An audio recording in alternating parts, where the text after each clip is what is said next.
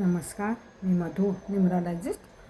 मी आज मुलांच्या अभ्यासासाठी एक विषय आणलेला आहे. काही रेमेडीज, काही उपाय आणलेले आहेत. आता मुलांचे 10वी-12वीच्या मुलांचे आता फेब्रुवारी-मार्चमध्ये परीक्षा चालू होते आणि आपल्या मुलांच्यासुद्धा आता परीक्षा चालूच आहेत आणि टेस्ट चालू असतील आणि पुन्हा एप्रिलपर्यंत त्यांच्यासुद्धा वार्षिक परीक्षा सेकंड टर्म चालू होणार आहे त्यांचा. तर मुलांच्या कॉन्सन्ट्रेशनसाठी, त्यांना अभ्यासाची गोडी लागण्यासाठी, त्यांचं केलेला अभ्यास लक्षात राहण्यासाठी मी काही गोष्टी सांगते, काही सुचवत आहे तुम्हाला. तर असं नाही की मुलं हुशार नसतात, सगळी मुलं हुशार असतात. देवाने सगळ्यांना बुद्धी दिलेली आहे. टीचरसुद्धा त्यांना शाळेमध्ये चांगलं वेळोवेळी मार्गदर्शन करत असतात. आपण क्लासेस लावतो मुलांना, घरी आपण घेण्याचा प्रयत्न करतो, पण म्हणतात ना काही वेळेला असं असतं ना की मुलांचं लक्षच नसतं किंवा मुलांना हल्ली मोबाईल आणि टी व्हीमध्ये जास्त लक्ष असतं.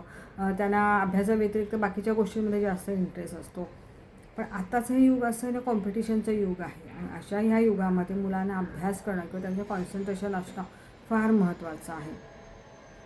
मग त्यासाठी आपण काय करू शकतो? तर सगळ्यात पहिले की आम्ही न्यूमरॉलॉजीप्रमाणे आधी मुलांचा बड्डेट बघतो की मुलांच्या बड्डेटप्रमाणे जर ते काही नंबर जर त्याच्या बड्डेटमध्ये असतील तर तो मुलगा शिक्षणामध्ये खूप उत्तम असतो. पण काही वेळेला असं असतं की काही मुलं सर्वसाधारण असतात की त्यांना ॲव्हरेजमध्ये असतात, की त्यांना अभ्यासापेक्षा बाकीच्या गोष्टी असतात किंवा अभ्यास केला पण त्यांच्या लक्षात राहत नाही. काही वेळेला होतं असं, सगळ्याच मुलांच्या बाबतीत होतं असं नाही. तर काही मुलं ॲव्हरेजमध्ये असतात, काही मुलं हुशार असतात, काही मुलं अगदी हुशार असतात की जे अगदी मेरिटमध्ये येतात. मेरिटमध्ये असणाऱ्या मुलांचं आपण ठीक आहे, त्यांच्याकडे तेवढं त्यांनी गॉड गिफ्ट त्यांच्याकडे असतं, त्याच्यामुळे त्यांच्यामध्ये कॉन्सन्ट्रेशन असतं. पण जी सर्वसाधारण मुलं आहेत किंवा मध्यम ॲव्हरेजची मुलं आहेत किंवा ज्यांना अजून प्रोग्रेस करायची, की जे हुशार आहेत पण त्यांना अजून हुशार बनायचं आहे, त्यांचं कॉन्सन्ट्रेशन वाढलं पाहिजे, त्यांचा केलेला अभ्यास लक्षात राहिला पाहिजे.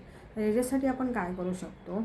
तर सगळ्यात पहिले मुलांना हळदीच्या पाण्याने अंघोळ करायची. आता हळद का? तर हळद हा गुरु या प्लॅनेटसाठी संबंधित आहे आणि गुरु हा शिक्षणाचा कारक आहे, कारण दुसरे गुरु आहेत. मग गुरु हा शिक्षणाचा कारक आहे. त्यामुळे मुलांना जर त्यांच्या बड्जेटमध्ये 3000 नंबर नसेल तर अशा मुलांनी फक्त शुक्रवार सोडून बाकी सर्व दिवशी अंघोळीच्या पाण्यामध्ये चिमूटभर हळद टाकायची आणि त्या हळदीच्या पाण्याने रोज त्यांनी अंघोळ करायची. म्हणजे त्यांचा काय होतं, ओरा जो असतो किंवा आपल्या आजूबाजूचे जे म्हणजे म्हणतात ना व्हायब्रेशन्स, ते गुरु हा त्यांचा बळकट होतो आणि त्याच्यामुळे त्यांना अभ्यासाची गोडी लागते. दुसरा एक मी अजून एक उपाय सांगत आहे. आता उपाय अजून एक सांगते. हा अतिशय प्रभावी उपाय आहे आणि ट्राईड अँड टेस्टेड उपाय आहे.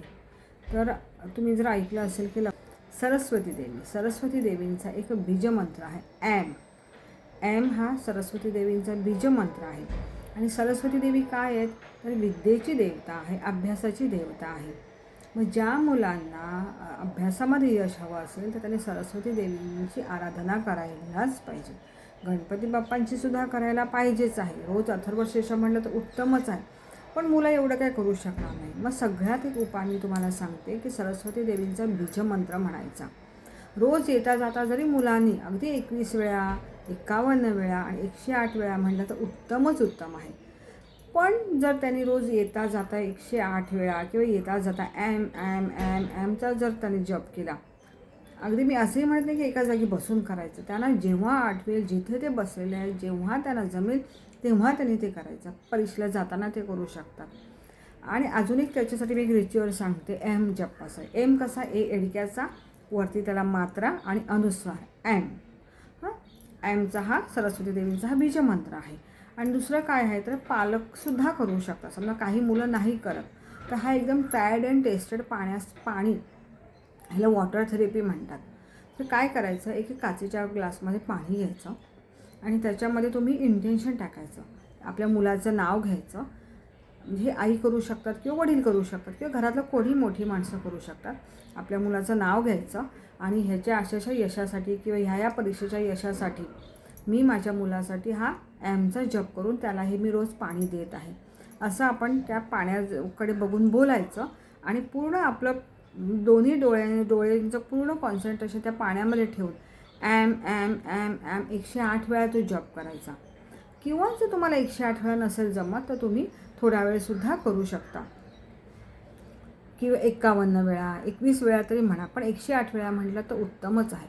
मग तुम्ही आपल्या मुलासाठी मुलीसाठी असं वॉटर थेरपी म्हणजे पाण्यावर अभिमंत्रित करून आपण हे पाणी मुलांना रोज देऊ शकतो.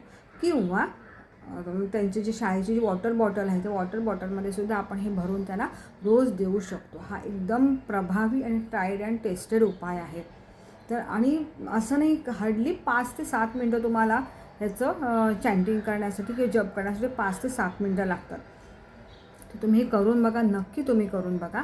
ह्याचा खूप छान रिझल्ट म्हणजे आता मी तर म्हणते जे आता 9वीला आहे, जे 10वीला आता जाणार आहेत, 10वीच्या परीक्षा देणार आहेत, जे 12वीच्या परीक्षा देणार आहेत किंवा अगदी जे ग्रॅज्युएशनला आहेत ते त्या मुलांनीसुद्धा किंवा त्यांच्या पालकांनीसुद्धा हे करू शकतात. आणि परीक्षेमध्ये नक्कीच त्यांना चांगलं यश मिळू शकतं की सरस्वती देवी त्यांच्यावर नक्कीच कृपा करेल. आणि अजून एक आहे की आपण मुलांच्या अभ्यासासाठी आपण क्रिस्टल्ससुद्धा वापरतो. तर ते मुलांच्या अभ्यासासाठी क्रिस्टल्स म्हणजे कुठलं, ॲमेथिस्ट. ॲमेथिस्टचं हे क्रिस्टल आहे, हे ब्रेसलेट आहे. ॲमेथिस्ट हे काय करतो तर मुलांचं हे जे आज्ञाचक्र आणि सहस्त्रचक्र हे बॅलन्स करतो, मुलांना शांत करतो आणि मुलांचं कॉन्सन्ट्रेशन वाढवतो. आणि त्याच्यामुळे मुलांचं अभ्यासामध्ये खूप छान प्रगती होते. हे ॲमेथिस्ट आहे आपले. हे दोन म्हणजे जे म्हणतात ना आपलं छोटा मेंदू, ह्या छोट्या मेंदूला ॲक्टिव्ह करण्यासाठी ॲमेथिस्ट आणि हे दुसरं आहे ॲमेथिस्ट आणि क्लिअर क्वार्ट्ज हे एक हे सुद्धा अभ्यासासाठी ब्रेसलेट आहे. ह्याला क्रिस्टल्स म्हणतात. हे सेमी प्रिशियस जेमस्टोन असतात. हे जमिनीच्या खाली सापडतात आणि हे कोणीही वापरू शकतं. ह्याला कुठल्याही प्रकारचा साईड इफेक्ट नाही. अगदी लहानांपासून म्हाताऱ्यांपर्यंत कोणीही हे वापरू शकतं. ह्याचा कुठलाही साईड इफेक्ट नाही. ह्याला कुठल्याही प्रकारची पत्रिका बघायची गरज नाही का तुमची ग्रहमान ग्रहदशा बघण्याची गरज नाही. तर हे कोणीही वापरू शकतं. तर जर मुलांनी हे लेफ्ट हँडमध्ये जर असं हे केलं घातलं रोज तर त्यांचा जे आज्ञाचक्र आहे आणि सहस्त्रचक्र जे म्हणतात हे ॲक्टिव्ह होतं. मेंदू त्यांचं म्हणजे म्हणतात ना ॲक्टिव्ह होतो आणि त्यांचं अभ्यासातलं कॉन्सन्ट्रेशन वाढतं आणि अभ्यासाची त्यांना गोडी लागते. हे 3 उपाय जे मी आज सांगितलेले आहेत हे नक्की तुम्ही सगळ्यांनी करून बघा. मुलांच्या परीक्षेत अगदी त्यांना यश मिळणारच. पण एक आहे की सातत्य पाहिजे. म्हणजे असं नाही आहे की आज केलं मग 2 दिवस गॅप पडला, परत 4 दिवस केलं मग परत 2 दिवस गॅप पडलं, असं नाही आहे. तर कोणतीही गोष्ट करताना तुमच्यामध्ये सातत्य पाहिजे. सातत्य असलं तर आपल्याला नक्की त्याचं यश मिळतं आणि त्याचे नक्की छान फायदे मिळतात. तर तुम्ही हे करून बघा ह्या सगळ्या गोष्टी. आणि परीक्षेत जातानासुद्धा मुलांना एमचा जप करावा. आणि हे जे ब्रेसलेट मी सांगितले हे मुलांनी नक्की वापरावे. हे मुलांच्या कॉन्सन्ट्रेशनसाठी आणि मेंदूच्या विकासासाठी आपलं आज्ञाचक्र आणि सहस्त्रचक्र बॅलन्स होण्यासाठी हे क्रिस्टलचे हे ब्रेसलेट हे साधे मणी नाही आहेत. हे ह्याला क्रिस्टल्स म्हणतात. हे जमिनीच्या आतमध्ये असतात आणि एकदम पॉकेट फ्री आहे. फार महाग नाही. कोणीही हे घेऊ शकतो आणि कोणीही वापरू शकतं. तर आशा करते की तुम्हाला माझा हा व्हिडिओ नक्की आवडला असेल. आणि माझे नेहमी असे वेळोवेळी व्हिडिओ येत राहतील की वेगवेगळ्या रेमेडीज आजारांवर, जॉबसाठी रेमेडीज, न्यूमरॉलॉजीच्या रिलेटेड रेमेडीज, लोकांच्या आजारपणासाठी काही वेगवेगळे उपाय, मुलांच्या शिक्षणासाठी, जॉबसाठी, बिझनेससाठी, पैशासाठी असे वेगवेगळे व्हिडिओज प्रत्येक विषयावर मी असे वेगवेगळे व्हिडिओ बनवणार आहे. तर तुम्ही माझं हे जे चॅनल आहे ना हे सबस्क्राईब करून ठेवा. म्हणजे ज्या वेळेला मी व्हिडिओ पाठवीन तेव्हा तुम्हाला त्याचे नोटिफिकेशन तुम्हाला लगेच मिळेल. आणि माझा हा व्हिडिओ ना तुम्ही नक्की आपल्या फ्रेंड्सना, आपल्या शाळेच्या ग्रुप्सना हा नक्की व्हिडिओ पाठवा की सगळ्या मुलांपर्यंत हा व्हिडिओ पोचू दे आणि सगळ्यांना ह्याचा फायदा होऊ दे. आई सरस्वती देवी तुमच्या सगळ्यांच्या मुलांना भरभरून यश मिळू दे हीच देवीचरणी प्रार्थना. नमस्कार.